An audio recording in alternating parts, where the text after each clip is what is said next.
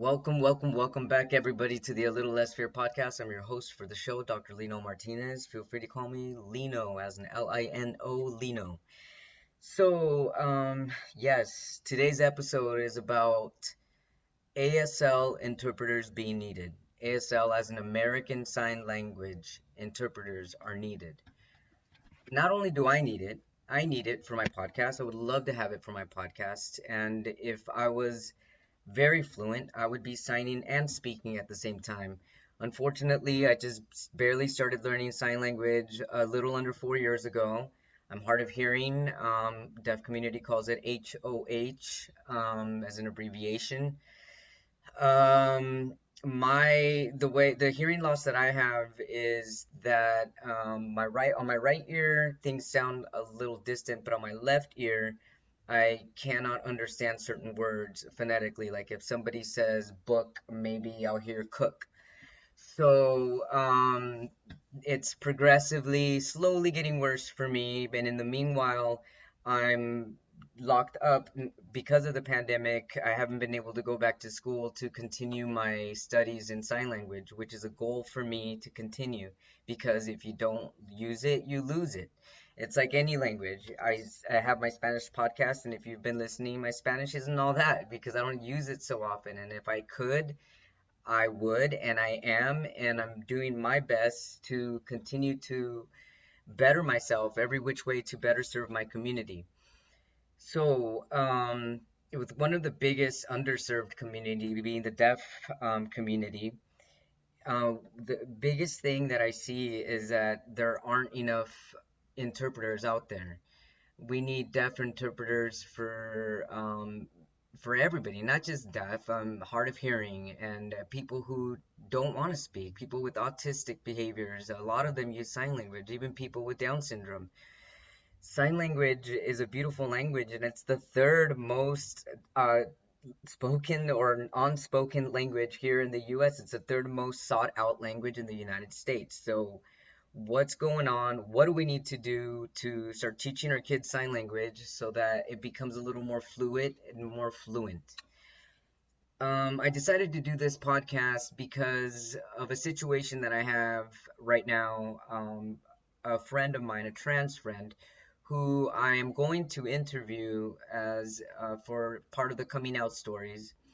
He's deaf, and he gave me the phone number, the contact information to an interpreter on Instagram. I reached out to her and asked her if she would translate for my trans friend. She said she would, and that she wouldn't charge me, which is incredible.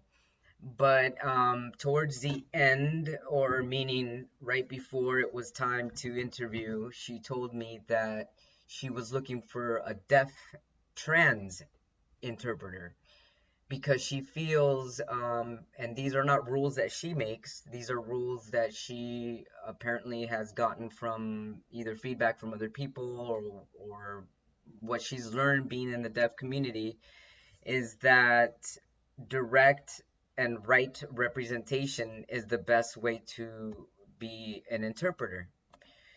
So basically, she didn't want to get any backlash because she's not trans and because she's not deaf, but yet she's an incredible interpreter. So when I reached back out to my deaf friend Mixie to let him know what she said, he was very hurt by it, tearfully hurt by it, to the point where he even did an Instagram post about it and how basically disappointed he is because to him it doesn't matter if the person is trans or black or white or short or tall or fat. It doesn't matter. All he needs is his story heard, somebody to translate, and that's it. That's simple for him. What hurts me is that I'm not able to be that fluent for him. Otherwise, we could probably do the interview no problem. Considering that my podcasts are time constrained within 30 minutes and that I'm a slowpoke with sign language, I'm not the best candidate to translate. However, we could do, we could try it out and see how it goes. But to be more technical and more professional, it would be best to go with somebody that has a lot more experience than I have. So, going back to my friend Mixie, who's a deaf trans man, he's injured by the other woman not wanting to translate or being an interpreter, I'm sorry, because she is, I guess, I don't know what she is. I can't even identify for her. I didn't ask her. We didn't get into these questions whether she's cis or a lesbian or what. That doesn't matter. And none of it matters because what really mattered to him is just translate. That's it, period. Can you translate for me? Yes or no? I understand two points of views. I understand the other translator interpreter's point of view as far as her wanting to make sure that she makes a proper identifying translation. But the reason why I disagree is because labels are limiting. I've always felt that, and I still feel that.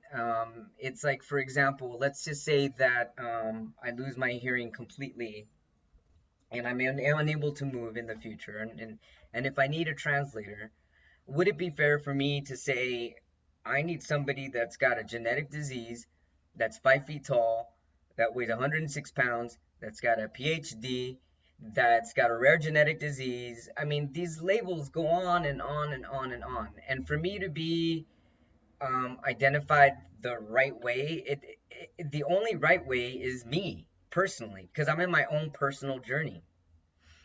So if an interpreter was needed and they weren't correctly identifying like me, that's okay with me as long as my message is getting out there. My message is going out and it's reaching an audience. That's the most important thing, especially in underserved community like the deaf community. Now, I also understand her because I have come across some deaf people that I used to follow on Instagram, and I stopped following them because I see how touchy they are with other people who are hearing or people who are learning how to speak sign language. It actually makes me turn into a recluse and not want to sign because I'm not at that level. It makes me want to be like, well, I'm not good enough to be translating or to even be translating a song or posting this on Instagram. Whose feelings am I going to hurt? I understand that too. And the thing is, nobody's going to fit in your shoes, whether you're deaf or blind or short or tall or however you identify. Nobody lives your life. Nobody fits your exact shoes, your exact socks, your pants, your shirt. Nobody does but you. So it's very unfair. And I am speaking out to all communities, whether you're deaf, whether you're black, whether you're Latino, whatever it is. If somebody wants to represent you and it's coming out of love, whether or not they are in your shoes and they just want to help out, it's okay to accept their help because help comes from love, and love is a light that people need in order to be seen, in order to be felt, and in order to be heard. Love is the only universal language, and with help, we can all unite and lift each other. It is a hurtful place to be, Mixie. I know you're going to see this on YouTube. I'm going to put it with subtitles. I'm really sorry that you went through this, and I'm going to do my best to continue striving my best and learning sign language, going back to school, doing whatever I can. And actually, as we speak, I have paresis on my right vocal cord. I just saw my ears, nose, and throat doctor last week. So even speaking for me comes with a lot of forceful pain. And I'm doing this to serve the community, to be a voice for all of you. I don't get paid for this. I don't do this because I'm becoming a millionaire because of anything other than love. That's the only thing that's driving me to do this. To get a spoken word out there for those who don't have a voice.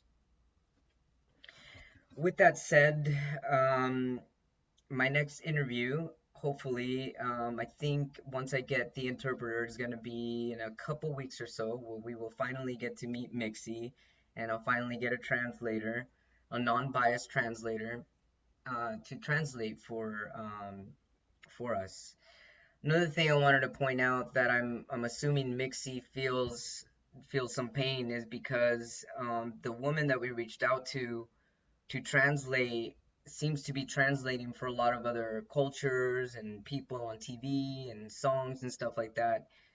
And maybe Mixie's feeling that because he is trans, that this other person can relate, or maybe they're feeling transphobic.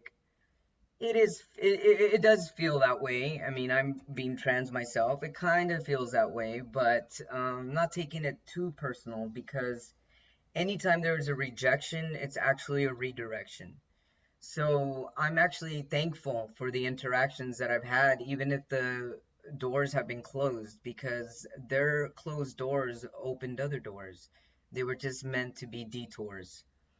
So, yeah, that's where I'm ending this podcast. If we need more access for the deaf community, more subtitles, more captions, if you're posting things on Instagram, if you're posting things on Twitter, whatever, and if you're, and also be fair, if you're talking about what lives matter and you're so passionate about it, if lives matter so much for you, you're also going to include the deaf community.